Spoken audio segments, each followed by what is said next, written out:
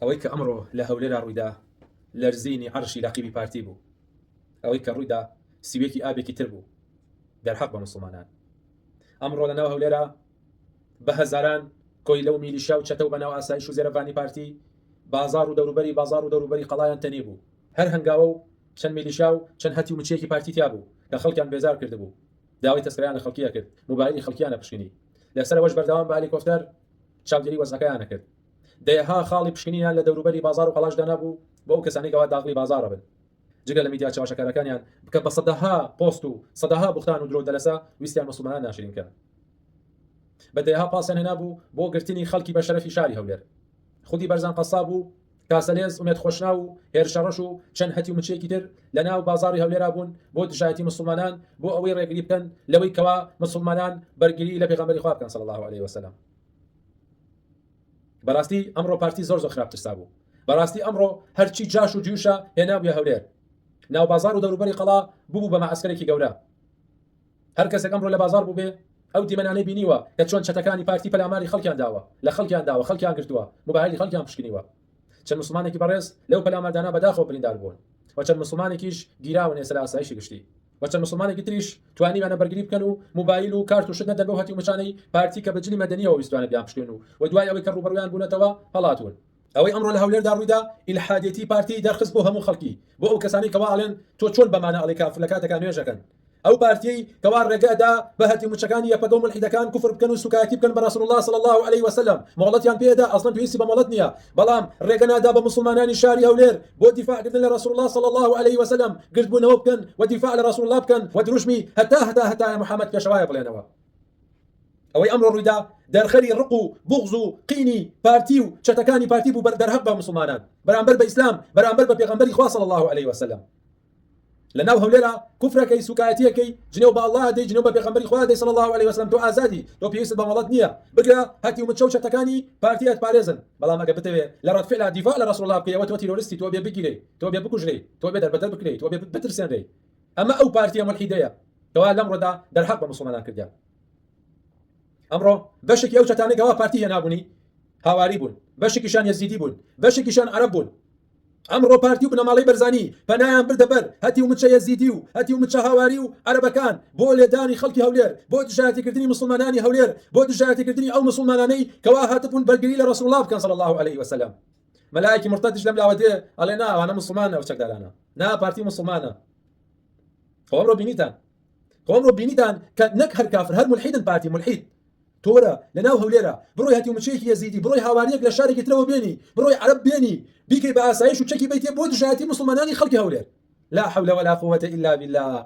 تو ئەبینن چۆن پارتی ترساوە، چۆن تو ئێوە ئەبینن پارتی چۆن زەلیل بووە، چۆن ڕسوا بووە. خۆ بینیتان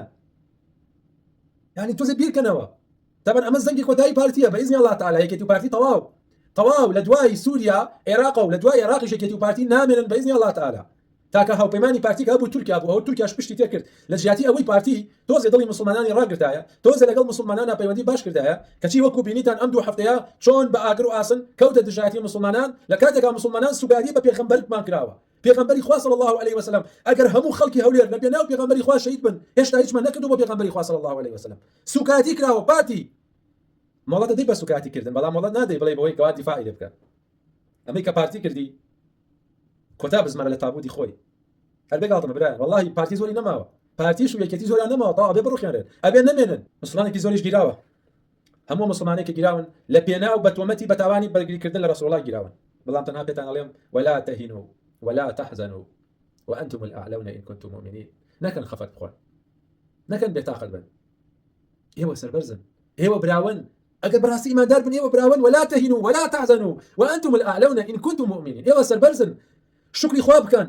حەمدی خوا بکەن کە ئێوە یەکێ نەبوون لە چەتەکانی پارتی، ئێوە یەکێ نەبوون لە خاولی هەڵگرەکانی پارتی، ئێوە هەتی و مچەیەکی پارتی نەبوون. الحەمدولله گەنجە بەڕێزەکان، الحەمدولله ئێوە کە گیراون لەسەر دیفاعکردن لە رەسوڵ الله گیراون. والله ئەو فەزڵەی ئێوە بەخیلی پێبە، والله بەس لە قیامەتە ئەزانن چەند دەرەجەتان بەرزە، چەند شانازیەت خوا، چەند شانازیە کەوا تۆ بڕۆیتە سژنەکەوە لە ئەو سژنە هەمووی لەسەر شتی خراپ گیرابێ، بەڵام تۆ لەسەر بەرگریکردن لە رەسوڵ الله گیراوی. چی شانازیەکە؟ نەکەن خەفەت خۆن، نەکەن بێتاقەت بن. ئێمە ئەڵڵامان لەگەڵایە، ئەوان تاغوتیان لەگەڵایە، ئێمە ئەڵڵامان لەگەڵایە. ئێمە لە پێناو الله تعالی تێکۆشین، ئەوان لە پێناو تاغوت و کۆیلەکانیان ناتێکۆشن.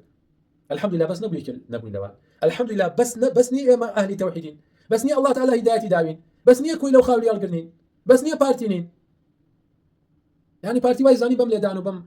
قلتنو 50 شخص دانا مسلمانيه ولا الامر قلتو ايه انت تو زاني خوش رئيسي پیغمبري خو لدو منادره يعني صلى الله عليه وسلم هل بجدي بارتي تو تبشر لك الله تعالى بكي هل بيخول لك رسول الله راق يعني صلى الله عليه وسلم يعني لوتي خوتش كي لوتي برزاني وبنا مالكيش كي كاتك بتبي حرب لقل رسول الله لقل شن كوتواني رسول الله صلى الله عليه وسلم راق يعني اوي امره حفتي بشكرا درسك بو وانيك بو بارتي وحو بشتي بارتي كنبيرن جاري كتير تنانت نبي رسول الله جبنا صلى الله عليه وسلم امريكا كراس البرزيبو لو تشكاندني ملحد كان يا بقى منافق كانوا مشرك كانوا بارتي وكيتيجبو امريكا مسلمان كرديان ام حفتي وحفتي بيش وتريش زقدك ودج يوم الحدانا كهولير شاري الاسلام هولير شاري مسلمانانا شاري ملحد كان نيه اگر بدن بنا لسر او كفر سوكاي دشي تريان زورك بلام براسي مسلماناني بغيرتي هولير لخوشكان وبرايان هاد ندن وهلوسي خويان وان ام هلوسي زور گوريا ام هلوسي لكالك خلقيهم يترسان بلام كمينيك بۆ مەڵەکەسێکی مستەسعف بەبێ حسابکردن بۆ پارتی لەناو جەرگەی پارتیا تەحەدای تاغوتیان کرد دروشمی هەتا محەممەد پێشەوایان وتەوە ئەو سەربەرزێ بە مسلمانە ئەوە وانەیەکە بۆ هەموو مەلحیدەکانی تر کە جارێکتر نەخەڵەتاون سوگاتی بە پێغەمبەری خوا صلی الله عليه وسلم ئەو برا عزیزانەی ئێستا لە زیندانەکانە دڵنیابن بەئیزنی الله تعالی بەم زوانە ئازاد دەکرێن هەتا لەبێر زیاتر بمێننەوە خێری زیاتر دانەکە ئیمانتان زیاتر بەرزە بێتەوە ئێوە سەربەرزن لەبەرەوەی لەسەر دیفاعکردن لە رسول الله گیراون وچتەکانی پارتی و ئاسایش و کۆیلە و خاوەنی هەڵگرەکانیشان سەرشۆڕ و ڕسوا و سووک و سەلیمن کافر و مرتد و دژەدینن لەبەر ئەوەی ئەشکەنجەی مسلمانانێکیان داوە کەوا هاتوون بەرگری لە رسول الله بکەن صلی الله عليه وسلم ئەمەی کە ڕوویدا لوتی بەرزان خەساب و لوتی ئومێد خۆشناویش ئەشکێنێ بەم زوانە بەئیزنی الله تعالی ئێمە زۆر جار بەلایەکەین سەبرمانێ الله سەبری هەیە لەسەریان کەمێک مەجالی ئەو تاغوت و کۆیلانەدا بەڵام کە گرتنی قڕ بەسەریە لەبەرەوە خوشک و براوەڕێزەکانی هەولێرم ئەوانەی کە هەفتەی پێش و ئەم هەفتەیەش تووشی ناڕەحەتی بوون تووشی ئازار بوون تووشی گیران بوون تووشی ترس بوون تەنها پێتان ئەڵێم هەر الله تعالی خۆی بە گەورەی خۆی جەزای خێرتان باتەوە لەو کاتێک کە کەس نەیەوێت ئێوە دیفاعدان لە رسول الله کرد صلی الله عليه وسلم ئێوە پەیامێکتان گەیان بە گوێی هەرچی تاغوتی سەرزەویایە کە هەولێر شاری ئیسلامە ئێوە خاوەنی هەڵوێز بوون ئێوە سەری ئێمەشتان بەرز کردەوە سەربەرزی بە ئێوە الله جەزای خێرتان باتەوە ئەمە شتێ پەڕێ